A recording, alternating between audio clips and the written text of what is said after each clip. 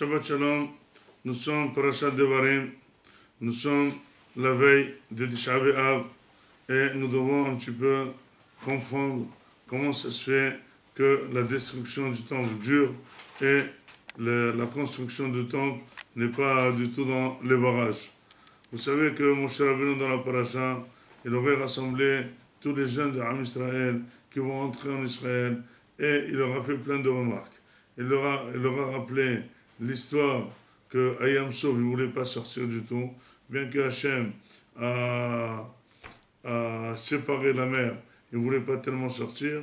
Après, une fois qu'ils étaient dans le désert, ils n'ont fait que pleurer. Ils ont pleuré sur le désert, ils ont pleuré sur la manne. Après, ils ont fait une révolution sur Korah, une révolution contre Moshe Rabbeinu. Ils ont fait le Hegel et le couronnement de tout ça était la ruée vers les filles de Moab et donc finalement l'inceste par excellence. La question qui se pose c'est que Moshe Rabbeinu, quand il leur a fait des remontrances, il leur a fait Méli-Mélo. Ça veut dire qu'ils étaient vraiment dans un désordre. À la limite, l'histoire de Yam Souf, elle est presque la dernière, Mol Souf, alors qu'elle devait être la première. L'histoire d'Izahav, elle n'est pas bien dans l'ordre, c'est l'histoire du Hegel. Donc finalement, les Hakam demandent comment Moshe Rabbeinu aussi déjà leur fait des remarques. Il devait énumérer par chronologie les événements, un après l'autre, de commencer par Yam Souf.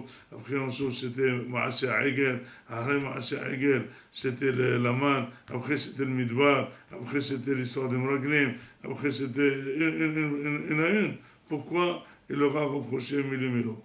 Disent les Mefarshim, il y a un avis, il a eu une discussion très dure avec Am Israël et en présence des prophètes Goy. Il leur a dit, il y a un avis, jusqu'à quand vous allez continuer à rester sur les deux bords.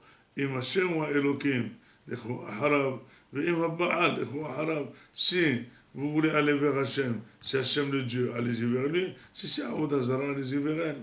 Demande le Mefarshim, pourquoi un avis les pousse à aller vers le Baal? Il ne fallait pas dire ça. Il fallait dire si Hachem ou Elohim, eh bien, allez-y vers lui et c'est tout. Le reste, il faut le laisser deviner. Il ne faut pas pousser quelqu'un à aller vers le mal. Il dit, ça, il ne fallait pas dire. Pourquoi il est en train de le pousser? Disent les Mefarshim que finalement, il faut connaître quelle est la difficulté de la personne. Eliyahu leur dit que quelqu'un qui est café au lait, ni religieux ni pas religieux, c'est l'homme le plus dangereux. C'est quelqu'un qui, on n'arrivera jamais à le rendre bitchouva. Si jamais tu veux le rendre bitchouva, à la limite, ou il se range directement vers Akadosh Baruch Hu, ou bien il n'a qu'à aller vers Avodah Zarah, parce que quand on est réellement dans le mal, on arrive très bien à décerner le bien.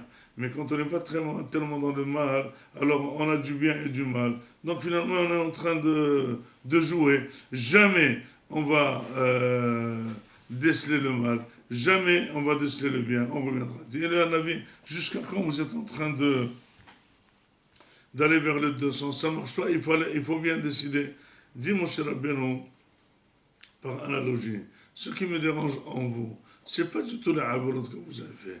C'est la contradiction que vous êtes en train de vivre. C'est que vous ne savez pas du tout, vous n'avez pas un comportement droit, un comportement cohérent. Par exemple, nous, on est en plein désert, vous avez de la manne.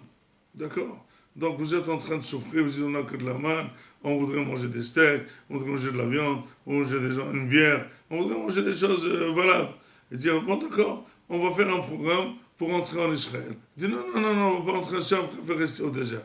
Ça, c'est pas logique. Il faut savoir ce que vous voulez, ou vous voulez ça, ou vous voulez pas ça.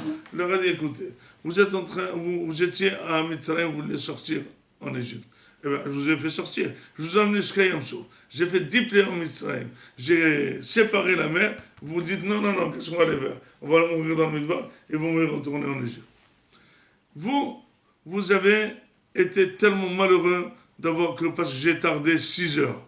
Au lieu d'être au lieu de revenir de Arsina, vous avez votre montre à décaler de 6 heures. Vous avez dit, Moshe Rabbeinu est mort, je ne sais pas comment on va faire, comment on va rester sans Moshe Rabbeinu, vous avez commencé à pleurer, vous avez fait le veau d'or. Ça veut dire que vous étiez tellement bête, vous m'avez remplacé moi-même par un veau d'or. Et tout de suite, Korah vient, il prend le micro, il dit, c'est qui ce Moshe Rabbeinu? Pourquoi on va écouter Moshe Rabbeinu? Qui c'est qui a nommé Moshe Rabbeinu? Vous m'avez entièrement mis de côté, vous avez cru ce Korah. Regardez quelle contradiction. Vous dites, vous voulez de la Kedusha. Vous êtes parti vers Benot Moab. Il leur dit, Moshe Rabbeinu, ça ne marchera pas. Tant qu'on est en train d'aller et là, ça ne marchera pas. Tant que notre comportement n'est pas cohérent, tant qu'on ne sait pas payer le prix de notre décision, ça ne marchera pas. Mon rêve la bataille. Le temple est encore détruit. Le temple n'est pas reconstruit. Mais pourquoi? Parce qu'aujourd'hui, le monde religieux, il est en train de s'agrandir, mais il est en train de s'asseoir sur les deux facettes. Et la facette religieuse et la facette de l'argent et du profit de ce monde. Donc finalement, au lieu de rapprocher la construction du temple, on est en train de l'éloigner parce qu'il n'y a plus le religieux rigide, il n'y a plus les valeurs toraniques rigides, il y a plutôt un amalgame, il y a plutôt une salade russe, il y a plutôt une salade niçoise. Tout est mélangé, on est très bien religieux, on aime prier, on aime sortir, on aime aller en vacances, on aime rigoler, on aime se retrouver autour de femmes, etc., etc. Et on ne voit pas qu'il y a une contradiction.